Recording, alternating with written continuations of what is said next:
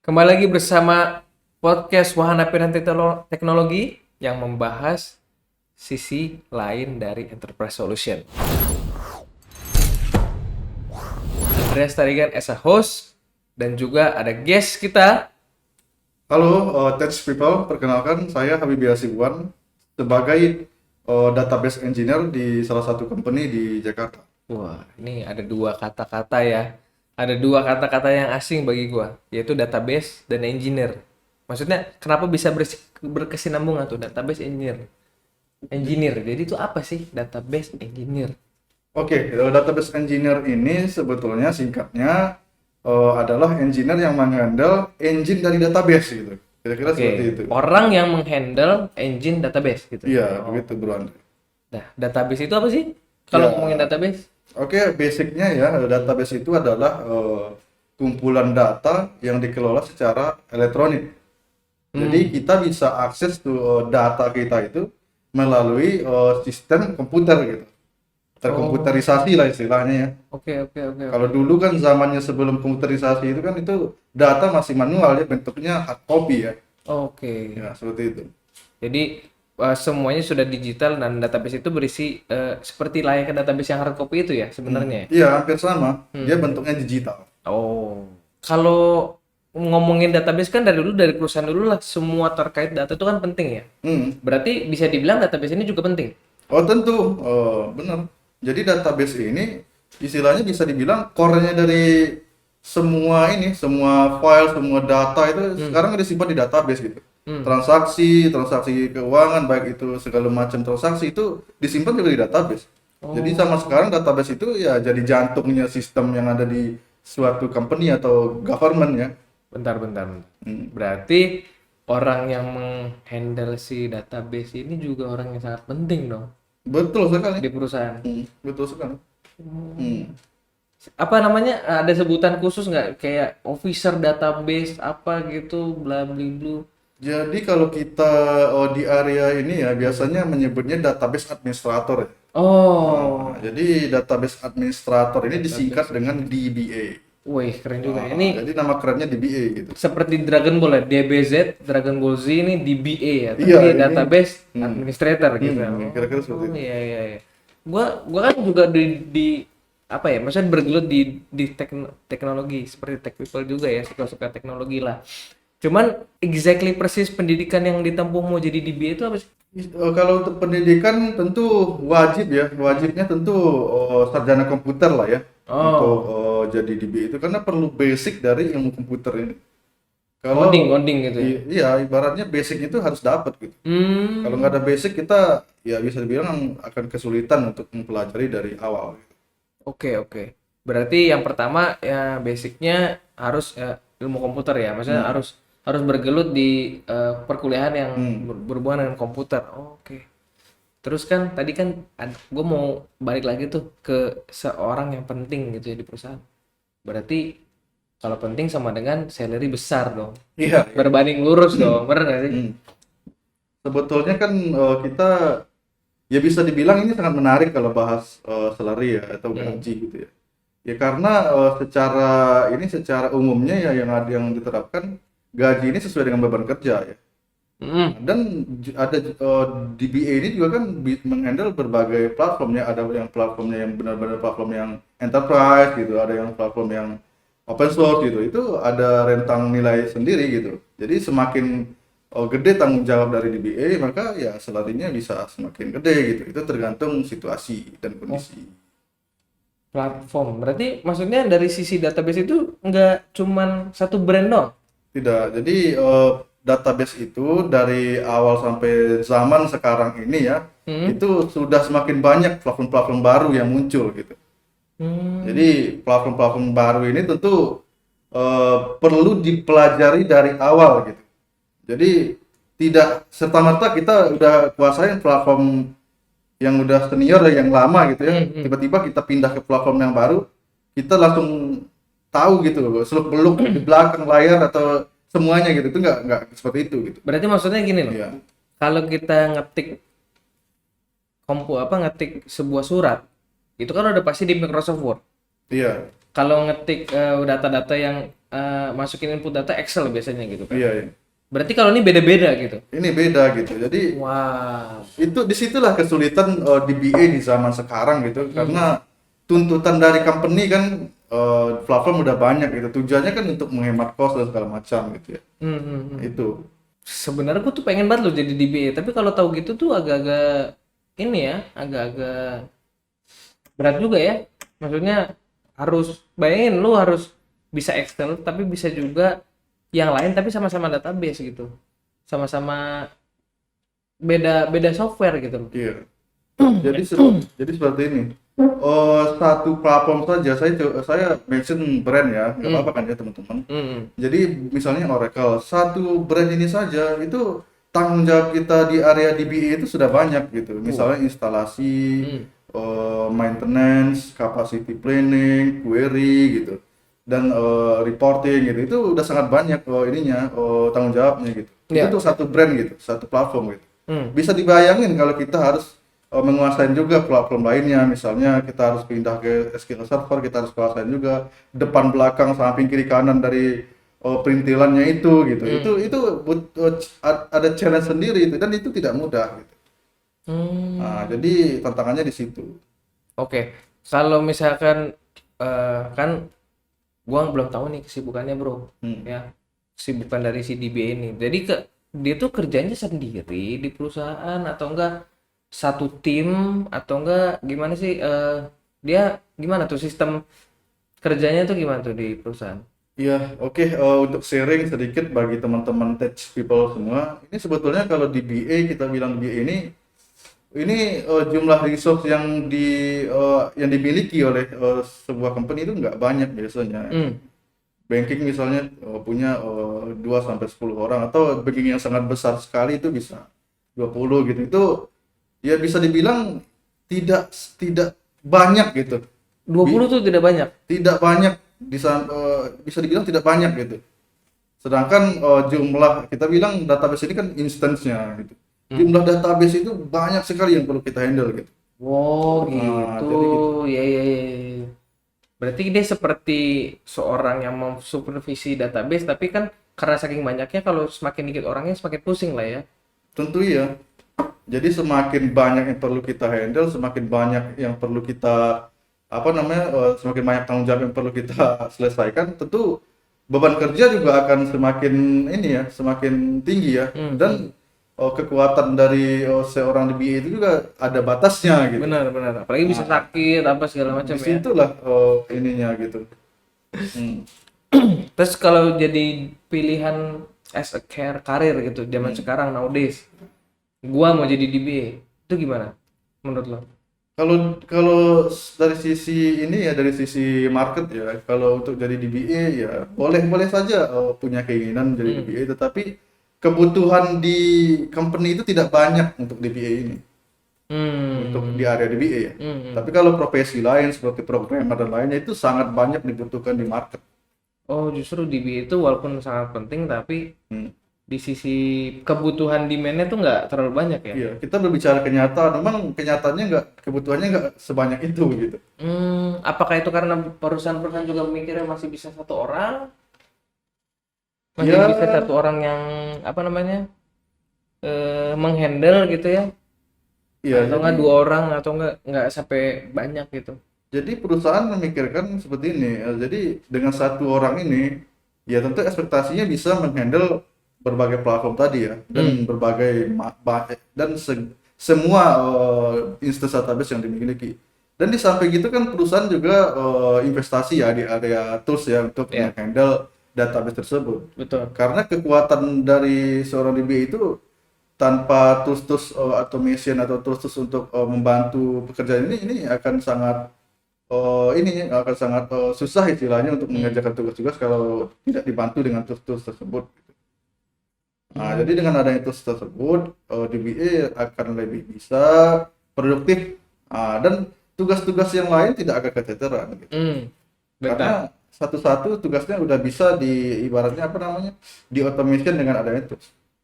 Tapi kalau ngomongin tools berarti lebih mudah dong ya. Maksudnya bisa tinggal klik-klik ya, simple lah, lebih simple. Oke, terkait dengan tools ini sebetulnya dibilang mudah tentu akan semakin mudah dan lebih cepat ya kita bekerjanya ya. Tetapi tidak semudah itu juga gitu. Oh, tetap ada ininya Tetap ya. ada tentu tetap ada skill yang dibutuhkan untuk menghandle tools ini gitu. Basic skill di BI itu memang perlu juga Tetap ada ada ya. gitu. Dan tools ini juga misalnya ya tentu akan membantu di area-area tertentu gitu, area-area reporting bisa di scheduling, area schedule script misalnya itu bisa dilakukan gitu. Area-area manajemen yang biasa kita lakukan dengan scripting itu bisa dilakukan dengan tinggal klik-klik saja. Tapi di area yang lain tentu tetap perlu ada apa namanya istilahnya kemampuan khusus dari DBA itu sendiri. Gitu. Berarti kalau dari sisi reporting itu sangat membantu ya. Maksudnya untuk seorang DBA yang sangat sibuk itu karena otomatisasi reporting itu ya di tools itu ya. Iya. Oh iya. Karena begini Bro Andre, kalau kita bayangin bikin report manual itu kalau kita nggak punya template yang standar yang udah jelas itu bisa bilang nggak kelar-kelar gitu, nggak selesai gitu. Satu lagi kalau kita berharap report, misalnya kita lagi development, kita pengen report struktur data, misalnya kita berharap orang yang ngerjain gitu, ngecek perubahan, setiap perubahan itu akan memakan waktu gitu. Kita nggak bisa dengan cepat dapatkan reportnya itu. Jadi dengan adanya itu versi-versi atau perubahan dari database kita itu bisa kita generate reportnya dengan tinggal klik saja dan tinggal schedule aja kapan kita butuh ya kita generate gitu, nggak butuh waktu lama gitu, nggak butuh ya istilahnya bisa meringankan lah tenaga untuk hal tersebut. Kalau gitu berarti ada nggak sih rentang umur tertentu, maksudnya kita harus bekerja sebagai DBA itu kayak contohnya kayak tentara lah. Berarti kalau di atas sekian udah nggak bisa lagi kayak DBA, kayaknya nih nggak mampu deh kalau udah lebih tua atau segala macam. Iya, jadi sesuai dengan yang saya sampaikan tadi karena dari awal sampai sekarang ini platform sudah semakin banyak, tentu sebetulnya umur tidak masalah ya, tetapi dari segi kemampuan kan tentu siapa yang masih sanggup menguasai platform baru ini, yang masih sanggup untuk belajar platform baru ini itu masih bisa di area DBA gitu. Tetapi kenyataannya kita bisa lihat kalau yang sudah berumur biasa dia sudah ya bisa dibilang tidak belajar yang baru lagi, tidak belajar platform baru lagi gitu. Jadi yang muda-muda nih yang biasanya yang turun di platform baru gitu. Oke. Nah, berarti gue bisa simpulin gitu ya bro ya, jadi tergantung kemauan aja ya. Iya. Jadi sebenarnya pertama harus di bidang komputer, kedua mau atau enggak. Iya betul. Oh ya. Bisa nggak sih kerja kayak pandemi gini kan kita kerja di mana aja nih. Di BA itu tipenya yang kayak teman-teman di finance yang harus datang ke kantor karena duitnya di kantor. Karena semuanya data-data kredensialnya di kantor, atau bisa di rumah. Ya sebetulnya kerja di BA ini bisa di rumah, bisa di mana saja gitu. Karena sifatnya kan kita kan dengan adanya tools tadi kita kan bisa remote dengan mudah gitu. Kita bisa lakukan manajemen database dengan mudah dan cepat gitu. Kita bisa lakukan scheduling berbagai script atau schedule report dan lain-lain itu bisa di rumah gitu. Dan di zaman sekarang, di area pandemi sekarang ini kan itu sangat dibutuhkan gitu. Benar. Kalau kita berharap dengan cara-cara manual kan itu saya rasa itu agak kurang efektif ya di kondisi sekarang ya. Betul. Ya. Jadi sebenarnya bisa ya secara remote, tapi tuh kalau misalkan tadi tuh sempat kita ngobrol-ngobrol tuh ya sebelum kita podcast ini tuh kayak ada cara juga yang tanpa tools ya sebenarnya ya. Ya sebetulnya ada cara tanpa tools, tapi tentu itu akan memakan waktu untuk kita. Ya tentu namanya melakukan scripting ya itu kan ya ada waktu yang diluangkan ya untuk bikin scriptnya gitu. Dengan adanya tools kan tinggal klik saja kalau kita butuh informasi di sisi mana gitu, di parameter apa yang perlu kita cari informasinya, itu tinggal klik saja gitu. Ada tools ini. Iya. Ya sebenarnya gue jadi pengen banget loh jadi DBA, maksudnya melihat gajinya besar. Maksudnya posisi penting. Sebenarnya kalau lu dari posisi penting di kantor, kan lu tidak terancam untuk kemana-mana gitu kan. Lu di posisi aman. Tapi dengan tanggung jawab yang besar juga kan. Jadi mau sum up nih sebenarnya tantangan terbesar jadi DBA itu apa sih? Ya, tantangan terbesar seperti yang saya sampaikan tadi, Hmm. jumlah dengan adanya platform baru ini sebetulnya. Dengan adanya Ah. platform baru ini kita perlu belajar, kita perlu kuasain, kita perlu banyak membaca, banyak ikut training. Nah, itu sebetulnya tantangan besarnya. Hmm. Ya karena tuntutan ya. Iya. Kita nggak bisa menghindar kalau kita cuma kuasain yang istilahnya yang Oracle doang nih. lama-lama gitu, yang brand-brand lama itu ya sudah sangat ini sekarang sudah sangat beresiko terhadap karir Hmm. kita gitu. Jadi Jadi harus terus hmm, memperbaharui ilmu ya. harus memperbarui ilmu dan di samping itu tentu itulah gunanya tools-tools tadi untuk mempercepat kita bisa belajar gitu, Betul. bisa troubleshoot gitu. Seperti itu. Jadi di samping untuk menambah pengetahuan dari sisi memperkaya diri, Iya. tapi toolsnya itu juga membantu ya. Iya membantu sekali. Hmm.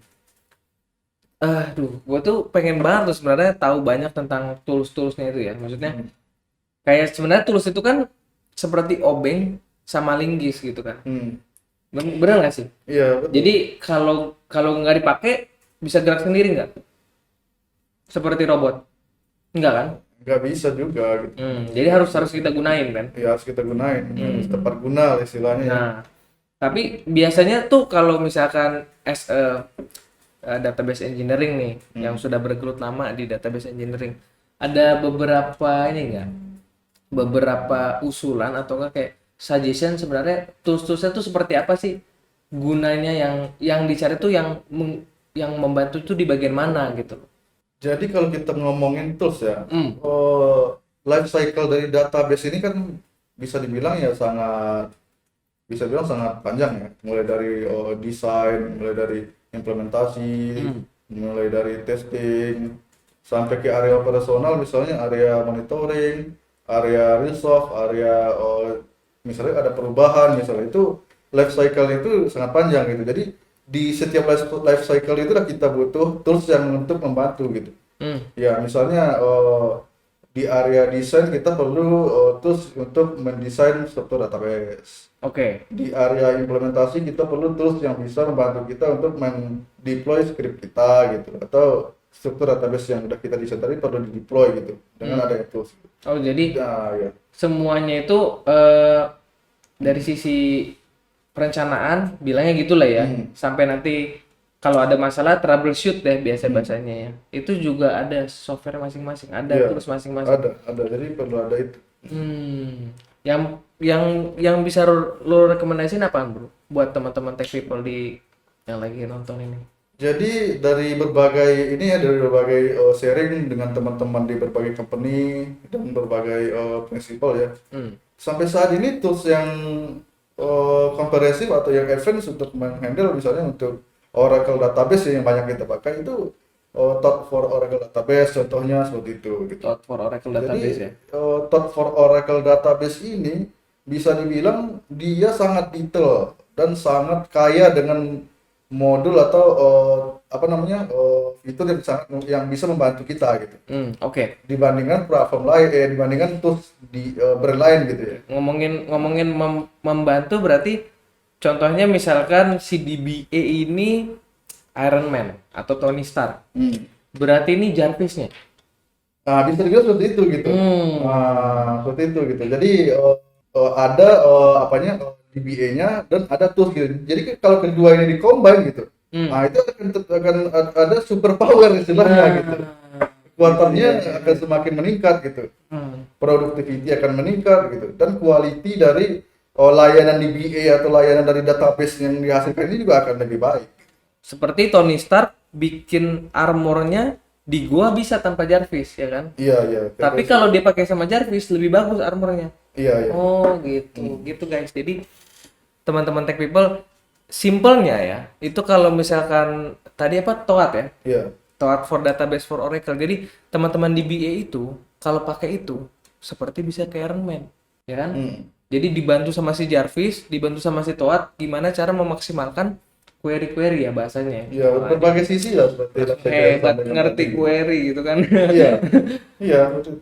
Jadi teman-teman database juga kalau misalkan atau enggak teman-teman yang bergerak di bidang apapun di kantor kalian itu ada yang namanya DBA ya. pasti ada orang DBA di situ, dan mereka butuh toa, dan mereka butuh pertolongan kamu as a reference, kayaknya lu butuh deh kalau lu belum pakai. Benar nggak sih? Benar. Every DBA itu butuh kan sebenarnya. Butuh. Iya. Terus apalagi kira-kira dari sisi DBA itu selain toa tadi ada lagi nggak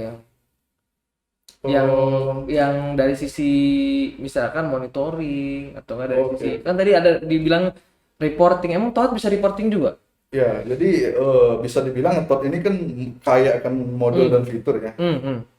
Jadi dari berbagai sisi tadi, Toad ini udah punya modulnya, misalnya untuk monitoring ada yang namanya modul Spotlight gitu. Jadi dia bisa melakukan real time monitoring gitu. Jadi kalau modul gitu, kalau di IT Tech People, teman-teman Tech People itu tuh sesuatu apa ya, kayak menu ya. Jadi bisa kita tambahin, bisa kita nggak aktifin juga. Bisa itu by kebutuhan dan by conditionnya. Jadi nggak harus semuanya kita pakai, tapi beberapa itu jatuhnya namanya software modular ya bahasanya. Iya. Jadi gitu. Oke. Selain itu ada tambahan lagi mungkin Bro Habibie yang mau ditambahin ke teman-teman Tech People? Jadi sebelum kita tutup. Dari saya ya, bagi teman-teman Tech People semua yang bekerja di area database, ya kita memang dituntut menghandle berbagai platform database, tetapi kita juga perlu istilahnya diberikan fasilitas tools untuk membantu pekerjaan kita agar kita lebih produktif, lebih efisien, dan quality dari layanan database yang kita hasilkan ini akan lebih meningkat. Jadi seperti montir, kalau nggak punya obeng bisa bukanya tapi lama ya. Iya betul. Misalnya kayak gitu kan, bisa bukanya lu pakai apa, lu akalin tapi lama. Tapi kalau lu punya obeng, lu punya toolsnya yang tepat, itu bakal lebih mempersingkat prosesnya. Ujungnya nanti manfaatnya ke company juga. Wah, itu dia, profit. Oke.